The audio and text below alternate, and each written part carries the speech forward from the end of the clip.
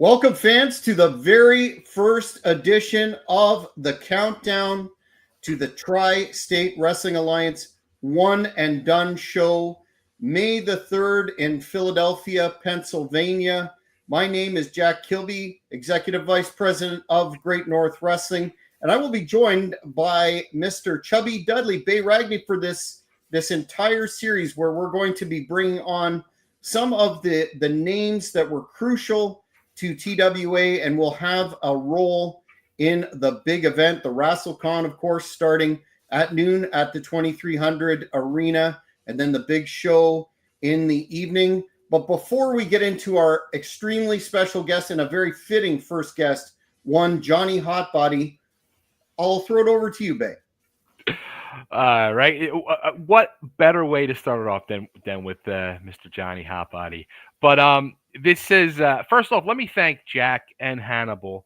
This is probably one of the only times I would thank the two of them because we'll get into it in a couple minutes. But they were gracious enough to lend their airwaves and their fans to Joel, myself, and everybody from the Tri-State Wrestling Alliance. And, I do want to say this too. Both Jack and Hannibal, from day one, my experiences with them regarding the Tri-State Wrestling Alliance have been nothing but gracious, big fans and big supporters. And they knew the true history of TWA, Goodheart, ECW, etc. So when they reached out to do this, I felt it was only fitting way to do, because now we are truly at crunch time with 7 weeks, just under 7 weeks to go to the show. We hit a milestone this past weekend. We did it. We got 1,000 signatures on our petition. We are raising the banner to pay tribute to DC Drake, our first guest, Johnny Hotbody, Tony Stetson, the late, great Larry Winters, and Joel Goodheart. We will have that banner hanging from the rafters at the 2300 Arena that night. So it's going to be a very emotional part. But before we bring Johnny on, I hear, Jack, that you have some words for me. I hear these little rumblings, and we're being nice, we're being civil, but go ahead. I'll let you speak your piece. Well, it's ironic that you talk about being nice and being civil, because quite honestly, before I lay out my grievance with yourself, I want to say that I'm honored, and I know Hannibal is, to be a part of this show. As I've said many times, I first learned about the Tri-State Wrestling Alliance and all the stars of the company, Mr. Goodheart, his booking through wrestling magazines. As a kid, I was mesmerized by it, especially the Cactus Jack and Eddie Gilbert series. Noted that Cactus did a great promo today saying he wished he could be there, but unfortunately he couldn't.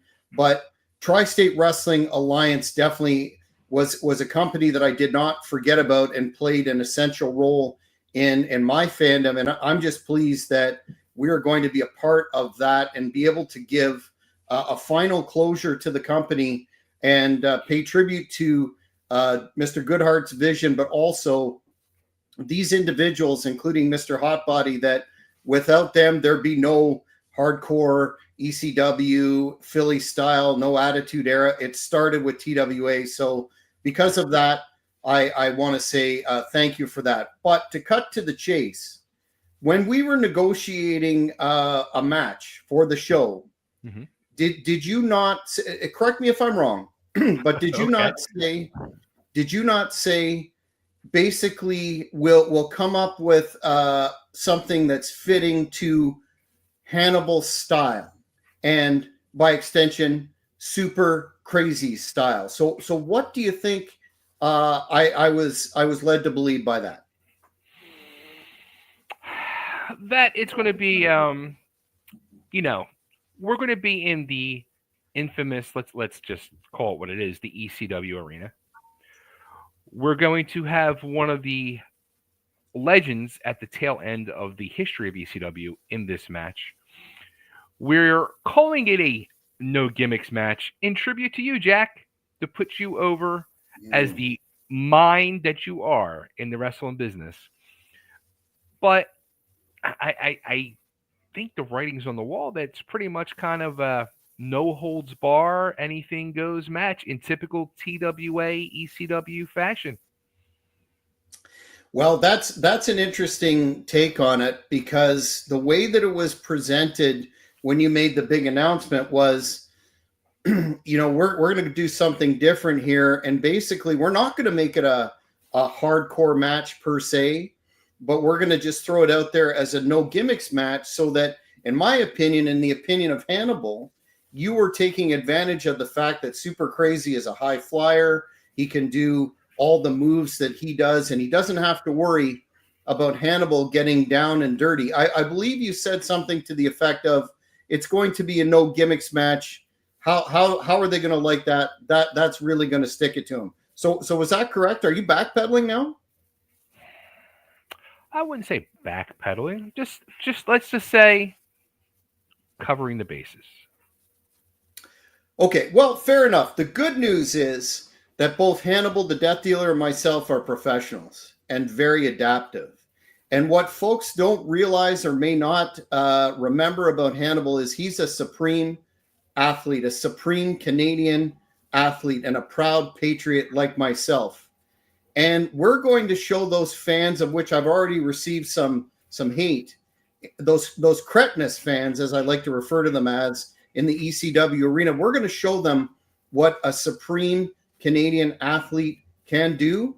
And as I've said, Chubby, it's going to be on you what happens to one Super Crazy on May the 3rd in Philadelphia. You see it right there, no gimmicks match. To me, that means I'm letting Hannibal go, and it could be the very last time that those fans in the former ECW arena see Super Crazy, and that'll be on your conscience. How do you feel about that?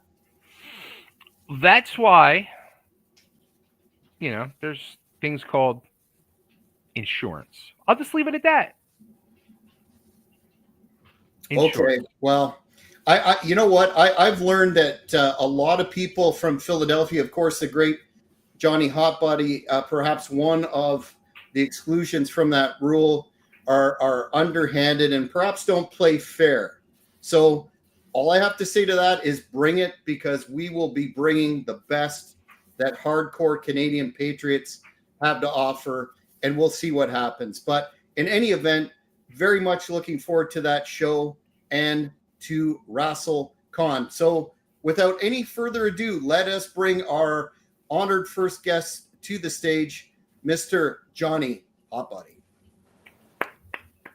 Hello. Peace and love. Peace and love.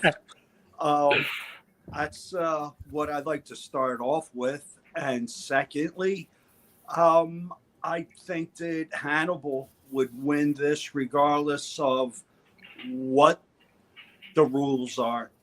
I'm a big fan of Hannibal. I've seen his matches.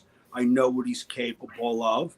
When I looked up Super Crazy, a lot of stuff popped up, but I don't think it was relevant to whoever this gentleman is, Super Crazy. They were showing me a lot of pictures of convicts, basically. But anyway. That's why you are a wise man, Mr. Hotbody. And also, people can hear the wisdom of Johnny Hotbody on the Breaking Raw show that myself and Johnny do each week. After Raw, we do a live recap, and you get to hear the mind of Johnny discuss and really break down the WWE matches and booking, and it's interesting, especially when I don't think it's more interesting when we do see eye to eye than when we don't see eye to eye. This is true. We give honest opinion. We're not beholden to any corporation. We say what's truth. When you're doing something unscripted, usually that's what you're going to get, the truth. Lots of feelings are hurt. I know that. And it really doesn't matter. It's all hyperbole. It's professional wrestling. Very good. Johnny, I'll ask you the first question because I know I've had the pleasure of interviewing you the last couple of years, and when you first heard about the concept of a Tri-State Wrestling Alliance reunion show, a proper send off, what went through your mind? Truthfully, I didn't think anyone would even remember TWA because it was buried by so many takeovers and versions of it. Did each version try to rewrite the history? And wrestling fans, for the most part, they're fickle. They don't remember. This was my feeling. They don't remember anything but what they see now. And to see like 1,000 signatures, I'm like, wow. I think maybe 3 to 5 people may remember me. As far as Larry Winters, DC Drake, and the great Tony Stetson go, and along with the mind of Joel Goodhart, I believe those guys' names stand up a lot more than mine, and I'm just honored so much to be part of it. And it definitely did something to me emotionally. I had put wrestling behind me. Well, my career. I never watched any of my matches. I don't remember what I did. I tell Chubby this. I could tell you matches from the past. I could bring up history. I could bring up things that would blow your mind besides wrestling. But the fact of it is, when it comes to my career, I was hurt by what happened, and I had to bury it to move on.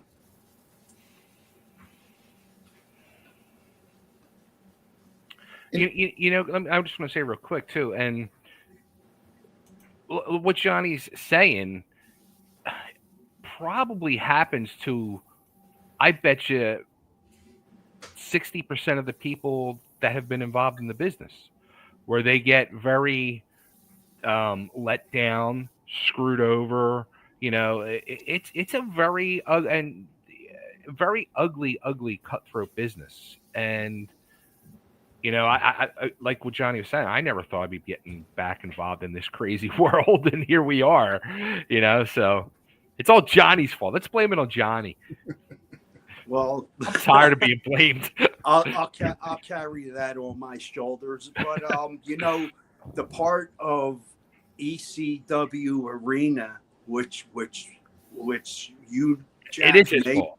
You may be aware of or may not be, even the fans out there, there would have never been an ECW Arena if it wasn't for me. It was a friend of mine's building. I reached out to him. He did it as a favor to me. And the initial deal was I was to be booked on every single card. And that building was given to them for a mere $300. Yeah, you heard me right. Now that didn't include whatever they were paying for a wrestling ring and the lights and whatever, the concession stands, however that went. Okay, but as far as that building went, they were giving it for $300 off of me. And they call it the ECW Arena. It should be the Hotbody Arena. It's my home. It's my home. Listen, it is my home. I was born and raised in that neighborhood. I don't think there's anyone on the card that can honestly say they were born and raised in that neighborhood besides Tony Stetson, who, me and him, we shed a lot of blood at the Civic Center, at Temple McGonigal Hall. We worked for a lot of other independent promoters. I don't believe any of them were in the same category as Joel Goodhart. He honestly was the mind and the creator of the Attitude Era. The cards speak for themselves. The blood, the matches, Cactus Jack, Eddie Gilbert, Kevin Sullivan, Abdul the Butcher, the Jerry Lawler, and the names go on and on. And you know what's really crazy? Tony Stetson, Larry Winters, DC Drake, and myself were on those cards, and we were respected in the same manner and are being respected in the same manner as those names that I have mentioned, and probably more that I've forgotten. And to be part of this, like I said, it's mind blowing to me. But, you know, I'm so glad that the truth is finally coming out. As you can see by a lot of the comments that the fans are providing, Johnny, you're very self-deprecating, but I think you're going to be really gratified by the response that you get, because you're most certainly remembered. And this part of history, I've said a lot on social media when posting that this is a bona fide history making event, and those figures that are so responsible for that history are finally going to get their due. If I could just ask Chubby a question, though, I don't know if you want to use the first episode, and we'll get Johnny to chime in on this too, to kind of pull back the curtain about the genesis of the event, in terms of how it first came together, how it was proposed, and then I'll ask Johnny to speak to how he was contacted to be involved. I think the fans would be interested in that. It all happened. Actually, I really think it might have been an interview with you, Jack, back last January, maybe. And I think you were the one that brought up TWA, and I, drinking some wine, went on a little tirade of the arena and how it should be paying respects to guys like Johnny and Tony, Larry and Don and Joel. And it just kind of spiraled from there. Like, people started asking me about it, and they're like, yeah, you need to pursue this. You need to push this. You need to make this happen. And it was none of the guys on the banner. Like, none of them had said nothing to me. It was the wrestling fans that started coming to me. And then doing other interviews, they had gotten wind of it, and they started asking, what's going on with this banner? So it started taking a life of its own. And then I said, well, let me see if I could get a petition going. So I started the petition. And then finally, after a few months, finally got hold of the 2300 Arena. And they said, look, we've been actually seeing what you're working on here. And they kind of like called our bluff, and they said, look, you get 1,000 signatures on your petition and we'll raise the banner for you. So it took us 7-8 months, but we did it, and it's going to happen now, May 3rd. So fast forward from that to April of last year, May, Joel started reaching out to me. He started getting that itch. The fire was starting to get lit with this petition, and he said, I'm really thinking we should, restart the Tri-State Wrestling Alliance. And I was like, I'm really thinking you're freaking nuts, because there's no way in hell. I said, no. I'm like, you've been out of it for 35 years. I've been out of it for 25 years. No. And then he would call every few days. And what do you think? What do you think? And I'm like, no. And then finally he said, let me throw this at you. We do one show. We call it one and done. This way we're committing to one show, and we'll do it a year from now. I said, now you have my attention, because it's going to take a year to pull this off, because we don't have a Tri-State Wrestling Alliance anymore. We got to start tracking down guys. We got to see who's healthy, who's not, and start building everything from ground zero. And it's been a complete hell. it's been a massive chore for everybody involved, and with less than 7 weeks away, there's still a lot of work to do. So, but the big step was done. Part 1 was done. The banner is now confirmed. So that's the first load off of the shoulders. Johnny, how were you approached, and what were you thinking when it happened? I was, excuse me, I was approached by Chubby, and I didn't think it was even possible. I was totally blown away by what was being proposed, and yeah, that's pretty much it. To even think that 1,000 signatures was possible, I didn't think it would happen. I seriously didn't. But I'm honored. I am so touched emotionally. Um, yeah, I'm proud. I'm very proud of this.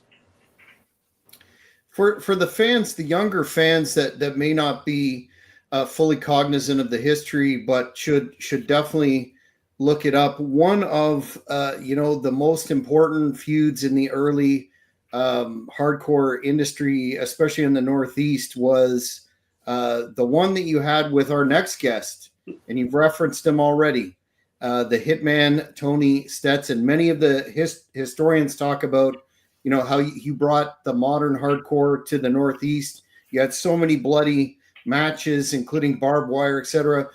Could you just talk about that for a minute? And how are you going to feel when you see the Hitman work for his last match ever on May the 3rd?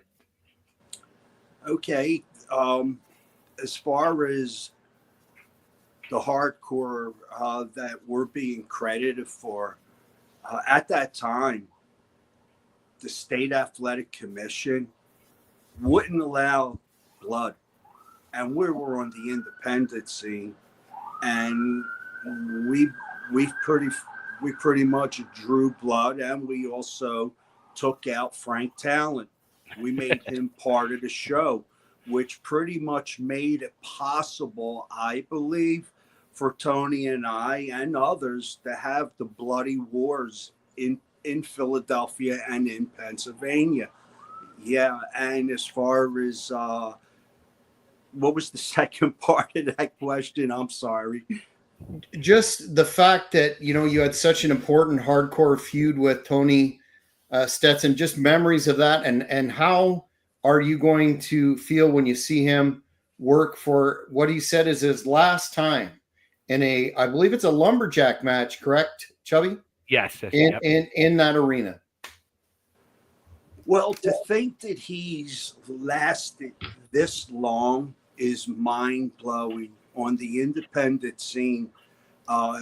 We know he had bad legs. He was working with bad legs, and I thought he should have retired then. I'm so honored to be part of being there to see his last match, because it was Tony Stetson that trained me. Truth be told, Tony and I were not enemies. We kayfabe the business so much that every single person believed that we hated each other. I was in a hospital with my heart opened up, and Tony Stetson showed up. He was there. That's how much Tony and I mean to each other. We're true brothers in this business, and it's going to be a touching moment for me. I don't think Tony knows I feel that way, but yeah, I love Tony, man. He's a great guy and a great talent. And I believe if he was somebody's cousin, nephew, or whatever, he would have went pretty far in the business. And I think he had the name the Hitman before Bret Hart. Mm-hmm. I got to tell a quick funny story. When I first started wrestling school in 1990, September of 90, 2 days before that was TWA's big show at the Civic Center, Autumn Armageddon 1990. And that was my first experience of really seeing a TWA show. really seeing independent wrestling and my life as a wrestling fan being changed because I had no idea. So I'm blown away that Saturday night by what I see, and I see a match between Johnny and Tony, and I was like, oh my god, these guys absolutely hate each other. Like the disdain for each other is unbelievable. 2 days later, I start wrestling school on that Monday, and every Monday night, Joel wanted all the TWA guys to come in for like a quick check in, a meeting, et cetera, et cetera. And I'm sitting there on the thing on the edge of the ring, and all of a sudden, in walks in together Hotbody and Stetson. And I'm like, what? Like I was totally like, oh my god, they're gonna kill each other. Like, what is going on here? Like it just blew me away, and I didn't know what to say. Yeah, speaking of kayfabe, Johnny, is it true that when you're in the area or walking around town, that if you saw Stetson, you were on the other side of the street? That's how far you took the kayfabe to protect the business? I would have ran him over with my car if he would have walked in front of me at that time. Listen, I live. See, here's the problem, Jack. You may not understand. I tried to live my gimmick, and I did. And in doing it, I was probably the most hated guy in South Philly. I'm not even. I couldn't go out with my kids nor my wife because I was always like, Dude, you could interview people, and I'm going to tell you something. A lot of people hated me. A lot of them. Johnny Hotbody was an asshole. They were also scared of him too. A lot of people were very scared of John. I was very intimidated by him. There were a lot of guys that will tell you, yeah, I was going to kick Johnny's ass backstage. He did this, he did that, oh, this and that. I was involved in the match. I was told I broke, I believe it was Ian or Axel Rotten's nose with a clothesline. And he wanted to kill me or something, but I had no idea of any of this. If anybody tells you these stories, they're hyperbole at the best, because I've never ever knew people felt that way about me. I didn't even know people feared me. I just lived my gimmick. I was Johnny Hotbody, world's greatest lover, the best built, the best body, and I wasn't trying to be a great professional wrestler. I was trying to be a great innovator of the style that was lost. I used to watch hardcore matches by the old timers, and I used to love that style, the blood, and like being from the Northeast. You have to watch bozos try to wrestle for the Vince McMahon, which is, the death of wrestling. And the people that are working there right now are killing it and don't care. Do you think that the business? Well, this is a two-part question. Do you think the business suffers from the fact that not only do wrestlers not keep kayfabe anymore, but, for example, you talk about that heel turn with John Cena. The Rock was involved. Show's over, then he's back. The Rock's back talking about how it was all a story and blah blah blah. Do you think that the business is hurt by that degree of exposure? And do you think there's ever a possibility? Because personally, I really respect what you did and think it adds immensely to the product. Do you think we could ever turn the clock back a bit, or as the horse left the barn, so to speak? Well, the talent has the ability to do what we did. It's just a matter of what the WWE is trying to give you. And with the money and the contracts and the talent, I don't think they could do. All right. What they do, they're great at. Could they do that hardcore style? I don't think they would. Because you got a bunch of bitches. That's my opinion. They're all a bunch of bitches. They're worried about shaving their fucking That's Listen, okay. they're, That's they're okay. worried. They're worried about manicuring their chests, wearing their wife's clothes. You know who I mean. And then you got the other one that's supposed to be the greatest God's gift to wrestling right now, who I can't understand. I dislike CM Punk. And as far as The Rock and John Cena, there was a part of the script where John Cena was going it over it, and the word was butt cheek. And John Cena says to The Rock, "Is butt cheek one word, or do I spread them apart?" That's what I think about that heel turn. It's a joke. It's a real joke. John Cena is a heel. It's not going to work, and that's why Stone Cold will be involved. Yeah, Because I gotta. Hotbody said so. Yeah, No, it's I not was gonna because, say. listen, I know what's going on in the business, man. I see what's going on. You got $15,000 a ticket for seats. Who could really afford that? It's number one. And number two, where's it being held? In Las Vegas? Mhm. I don't think, there's a lot of losers in Las Vegas. And if the crowd is willing to pay that kind of money, I believe they'll be the biggest losers. Yeah, I can't say that you're obviously an authentic heel, and that's what made you so successful. I enjoy somebody that tells it like it is.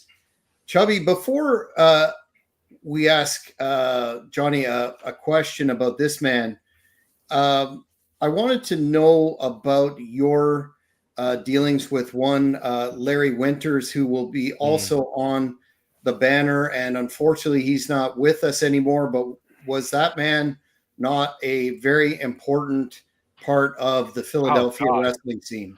Me and Joel did an interview yesterday on a show, and I referred to Joel and Larry as the Lennon and McCartney of hardcore wrestling because it took the two of them to really um, put the pieces together to put the groundwork and foundation of what was, you know, the rebirth of hardcore wrestling, a new generation, a new style, and it made what I feel is the capital of professional wrestling in Philadelphia. Um, so none of this would have happened without Larry. And people don't realize, what Larry did in that ring. And they also don't understand the dedication he had in the ring and I remember there was the one where he had a busted ankle and he cut his cast off as part of it. You know what I mean? Like I wasn't there, but when that Monday in wrestling school when they were telling me this, I was like flabbergasted. I'm like, this crazy son of a bitch cut his cast off. Like, the things he did, and also too the real side of him. He was my teacher, my original teacher.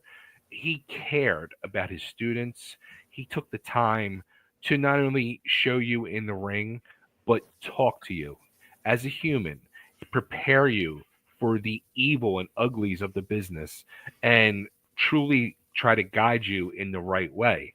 And even years later, when I was promoting shows in 2001, I was not using people like Johnny or Larry or Tony because as a promoter who was delivering pizzas to put on pro wrestling shows, I just didn't have the money. And I felt very like saying, "Oh, I can't pay you guys. Like, let me end up giving you like $25, $35."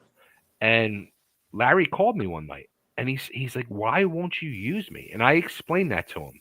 And he said, "Bay, I don't give a fuck." He's like, "I'm not trying to get into WWF or WWE or WCW at the time." He's like, "I know my role in this business." He's like, "I just want to go out and have some fun." He's like, "You can give me a hot dog at the end of the night. I don't care. Just please use me." And and Johnny will tell you this. Larry was known for not bumping and he could probably go months on end and have 20 matches and maybe bump twice out of those 20 matches. He just had the knack and art of not having to bump, that motherfucker went out there and bumped 50 times in a match. And I was like, who the hell is this kid? He worked his ass off for me. And I will never, ever forget what he did for me.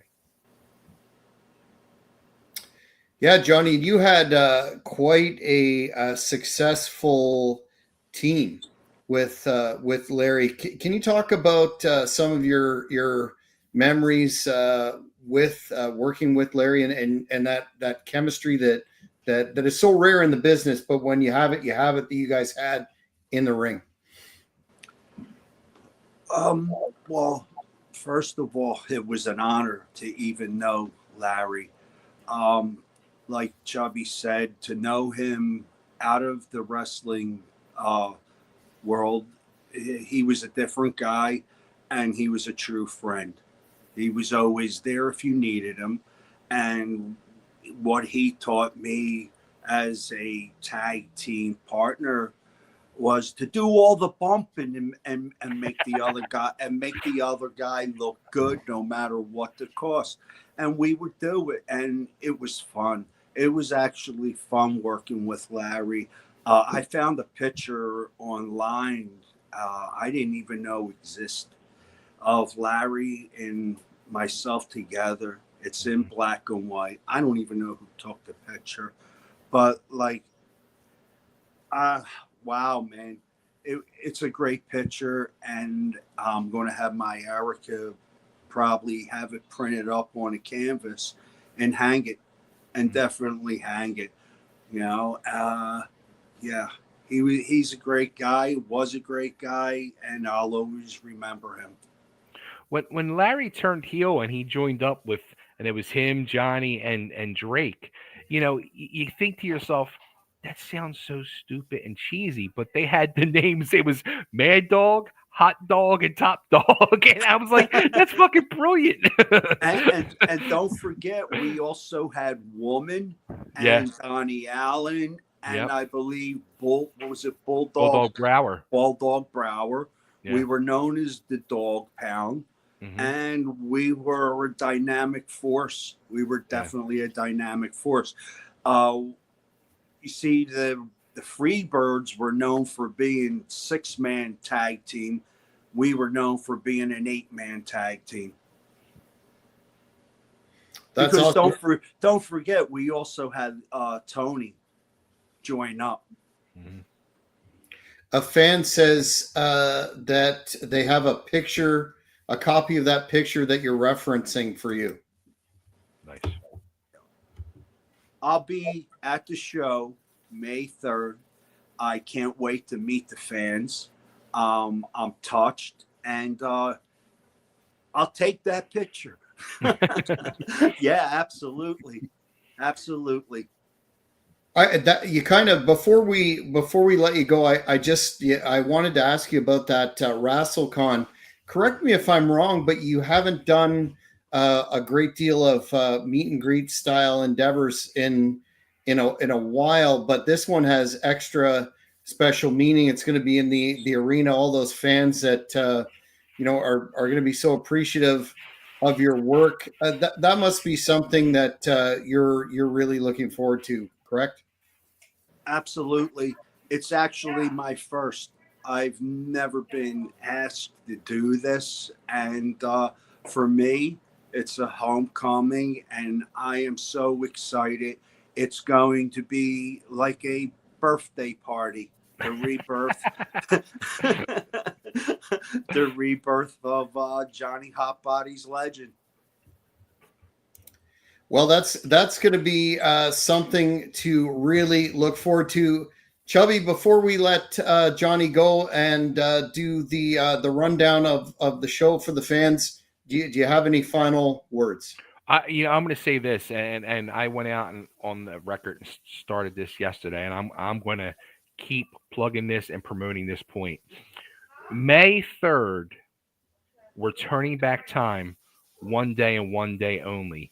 And we're kicking off a month of 3 shows at the 2300 Arena. We have 2 weeks after us, the NWA is coming to town to do the Crockett Cup.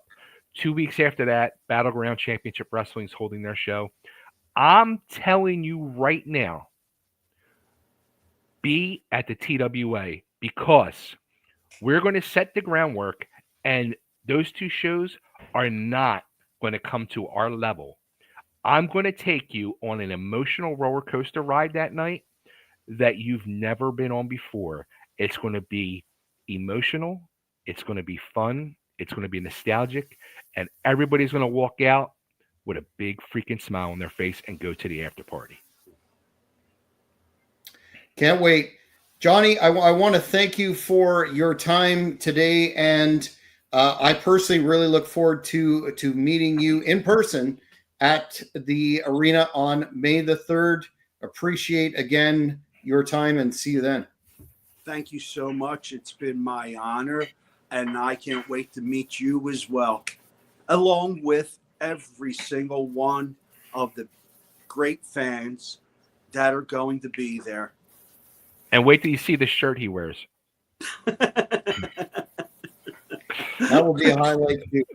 Well, thanks again, and we will see you on May the 3rd. Take care. I'll text you afterwards, John. Thank you, and I'll be looking forward to that. Take care. Good night, everyone. Well, what a great guy. Again, one of the individuals for which, without his blood, sweat, and tears, Literally, there wouldn't have been the whole deal, the Philly style, everything. Why don't we take this opportunity to run down the show, starting with maybe, I know there's so many stars for the WrestleCon, you'll probably forget some, and no offense meant there, but my goodness, what a loaded WrestleCon. And just as an aside, despite what you're trying to pull off with Hannibal and I've got to commend you for your efforts, because I think you hit the nail right on the head. Those other shows you mentioned, they're not going to live up to the bar that's set by this show, the WrestleCon, and the show itself. And the fans will be crazy to miss that. And we'll get the ticketing information before we sign off. But why don't you start with giving all the deets on the WrestleCon? Let me say real quick, too, no disrespect to either one of those companies or shows, but I'm just putting the challenge out there. Step up to the table and step up to our table, because we're laying it right out there for everybody. All right, WrestleCon 2025, the night of the day of one and done. You got to start with the man himself, Ric Flair, the Rock and Roll Express, Missy Hyatt, Sabu, Sandman, Shane Douglas, Medusa Michelli, Tessa Blanchard, Super Crazy, the Blue Meanie. Okay, so we had, we're going to announce one change we had that happened the other day. Bill Apter now cannot make it due to, I think it's his grandchildren's birthday party. So we have a replacement for him, and the guy is a local legend to Philadelphia, iconic former radio host, Michael Tierson, who actually used to write a weekly wrestling column for the Philadelphia Daily News, and he was also one of my referees back in the day at Liberty All-Star Wrestling. So he's going to take Bill Apter's spot and be our official WrestleCon host. We also have the Queen of Extreme, Francine, the wife and widow of Bruiser Brody, Barbara Goodish, Wildfire Tommy Rich. We have Ricky Morton's son, Kerry Morton. From Bell to Bell, we have Gabby Ortiz and Notorious Mimi. We have Darius Carter from the ECWA. We have our referees, which are legends in themselves. All former ECW referees and former TWA referee, who is also the vice president of Cauliflower Alley. That's Rich Engling. But we have Mike Keener, Jim Molyneux, Joe Zanoli, and John Finnegan, who has announced this is his last match in the ring at One and Done. Yeah. Wow. Bob Artiste will be our ring announcer. Joel Gertner, one half of our commentary crew, will be at WrestleCon. Tony Atlas, Baby Doll, the Raging Bull, Manny Fernandez, Doug Gilbert from ECWA as well. JD Luscious, the man Johnny Hotbody, Tony Stetson, another TWA legend Glenn Osborne, Jimmy Janetti, the Hellhound Cujo, Mad Dog DC Drake, Donnie Allen, yourself, Jack, will be in the house. Mr. Ooh La La, myself, Breaker Morant, who's going that night for the TWA Championship. Breaker Morant is the longest reigning TWA champion in TWA 2.0, and he's facing off against Chris Wilde, who is the second longest reigning champion of the TWA in 2.0, and that will also be Breaker Morant's last match. So a lot of last matches going on that night, including Tony Stetson's last match against Michael Tartaglia, who was his former tag team partner. ECW star Clutch Rockwell will be there, or ECWA star, I'm sorry. Clutch Rockwell will be there. Ernesto Benefica, one half of Twisted Steel and Sex Appeal with Donnie Allen, will be there. My former Hell Rider partner, and we're going to have a little Hell Riders reunion, HD Rider. I haven't seen HD in quite a few years, so it's going to be a nice reunion. All three of the Backseat Boys, Johnny Cashmere and JP and Tommy Grayson, will be there. Our other commentator, Gertner's partner in crime, Joe Dombrowski, will be there. From the Buffalo area, Robbie Vegas, ECW Eastern Championship Wrestling legend, Iron Man Tommy Cairo will be in the house. HC Loke will be in the house. From Alabama, from Spartan Championship Wrestling, Victor Thorne will be there. The sexiest man on earth, Jason Knight. We also have Destiny will be there. Hannibal himself will be there. And I'm going to announce this name that was just locked in yesterday and confirmed. And that's thanks to Jason and his wrestling school, who's bringing in also Tommy Cairo. And that's the Impact Central Pro Wrestling Dojo. ECW legend as well, Kid Cash will now be. Wow, one of my favorites, David Kid Cash. Absolutely, that's tremendous. So I think you're going to be hard pressed to find, again, no hyperbole there, and no disrespect to anybody else, but my goodness, what a meet and greet that's going to be. You really went all out putting that talent together. You know, people are going to be going to Vegas for WrestleMania in April, but they can save a whole hell of a lot of money and possibly be a lot more entertained by coming to One and Done in WrestleCon. And yeah, Philadelphia is a beautiful city. Absolutely, one of my favorites, and except the fans of the ECW arena. But what value for your money there? Now let's talk about the actual. So the WrestleCon starts at noon, goes till 3, and the big show is 7. Correct, bell time. 7:30 bell time. Doors open. I think the doors open at 6 or 6:30. We have 8 matches. We have a banner ceremony. We also have a 10-bell salute to all the former stars of the TWA who we've lost over the years. And there's also going to be, Joel would like to do a final 10-bell salute to end the show. And that 10-bell salute is for the TWA because it will be officially dead at the end of the night.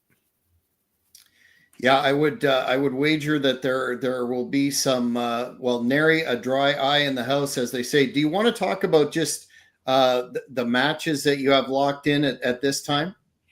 All right, so what we have, like I said, we have the TWA Heavyweight Championship. It's a South Philly street fight. Breaker Morant in his last match taking on Chris Wilde.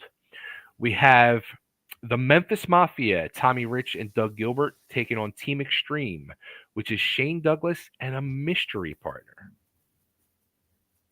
You're not going to tell the fans who that is right now, are you? Absolutely not. You know what? Shane Douglas doesn't even know who it is. So excellent. There you go. He's going to be surprised that night.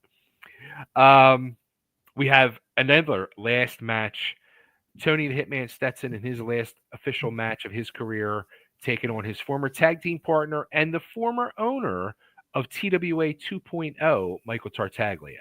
And that's a TWA alumni lumberjack match. So we're going to have the alumni of the TWA surrounding the ring, which it keeps growing. The lumberjacks. I think we're up to like 14 to 16 now. I think Hotbody's girlfriend's now a lumberjack. We have a lumbergenie. We have our Carmella's co-host Jeannie, longtime part of the TWA and the Philly wrestling scenes. Yeah, so who knows who else is going to be added to this? Um, we've partnered up with two local federations. One of them being the Women's Federation, Bell to Bell. We're going to be having a championship match. Gabby Ortiz, if she is still champion, she's actually taking on in a rematch, I think next week at the Bell to Bell show, Notorious Mimi. So it could be Mimi's the champ defending against Gabby, or Gabby's going against Mimi again. But we're going to have that match with a special guest referee, Medusa Michelli. Oh, wow. Excellent. We have an ECWA triple threat match, Clutch Rockwell versus Darius Carter versus JD Luscious. I can't wait for this match because this is going to be a really fun match. It's going to showcase ECWA. ECWA was another special place in my heart and my career. And Ryan Cavanaugh, who is the new promoter of ECWA, he's been working closely with Joel, and he's the man behind the documentary, and he's been helping us behind the scenes. So got to share the love with people sharing love back to us. So we have your match, Hannibal with yourself, you in the corner of Hannibal taking on Super Crazy in the no gimmicks match, which I gotta say straight up, I can't wait. It's going to be a really fun match, and I look forward to whatever's going to happen. But also too, I gotta say,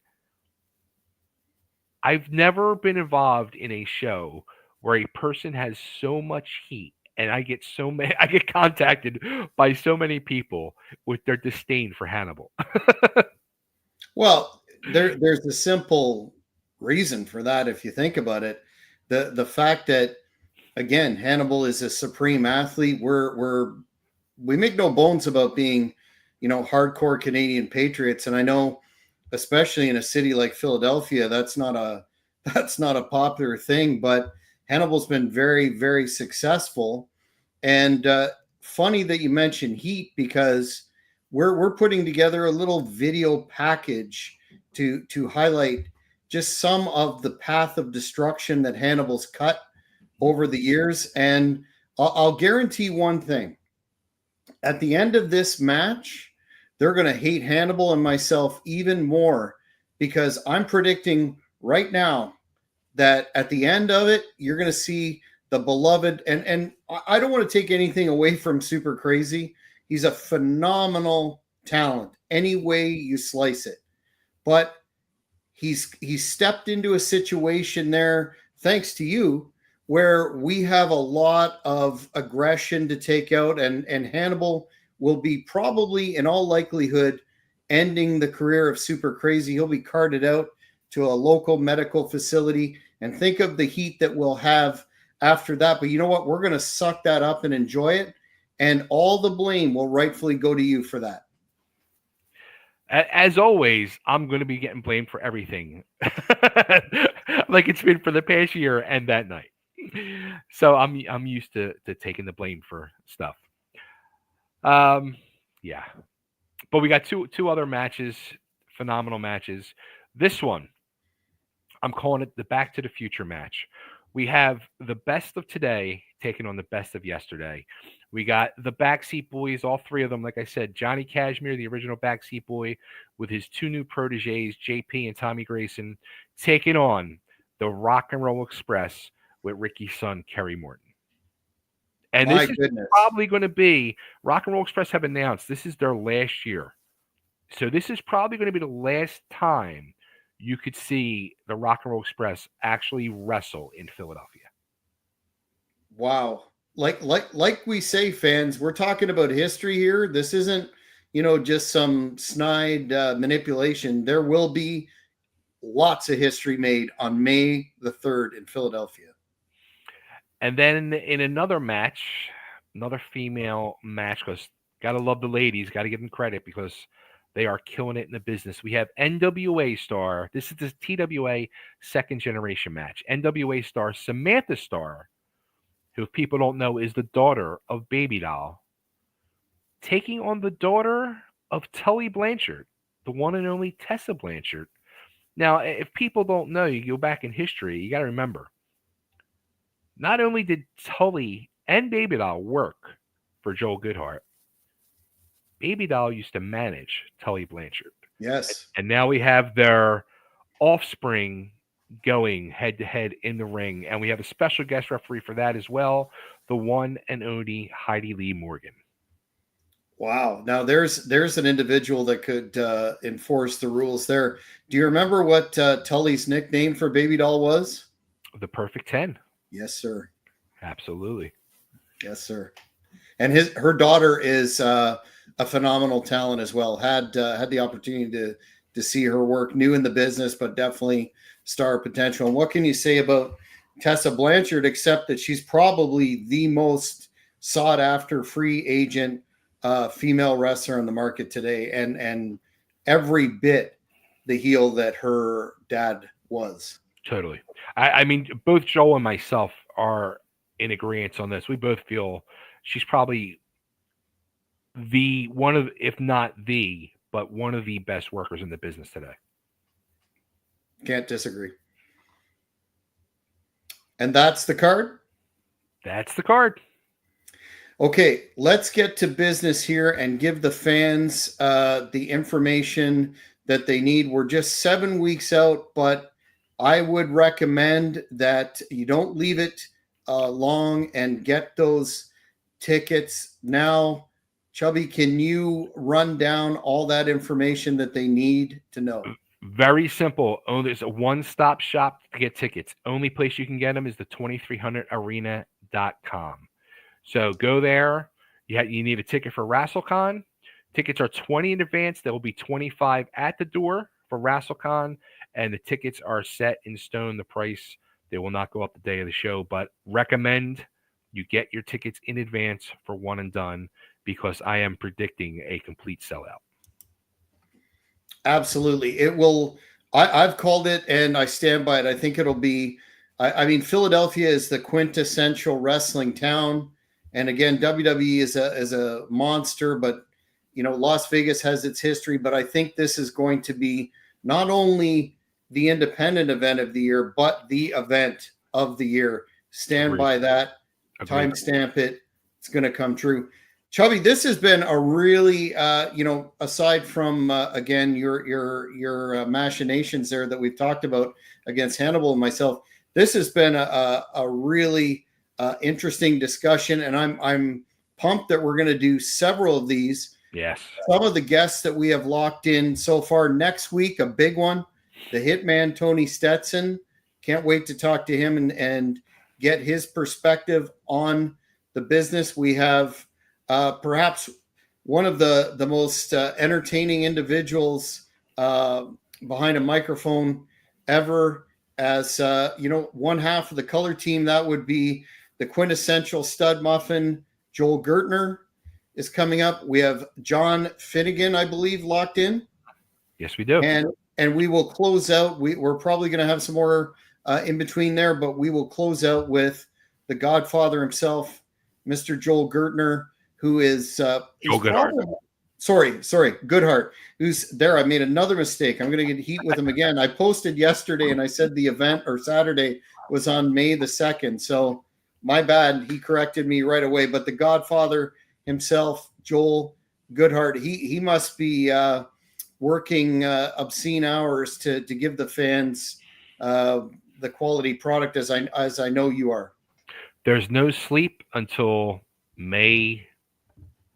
I'm going to say 5th for me, May 4th for Joel. Mm-hmm. Well, do you have any closing thoughts aside from fans? Hit that 2300arena.com and get those tickets, because they're going to be gone. It's going to be an old school sellout.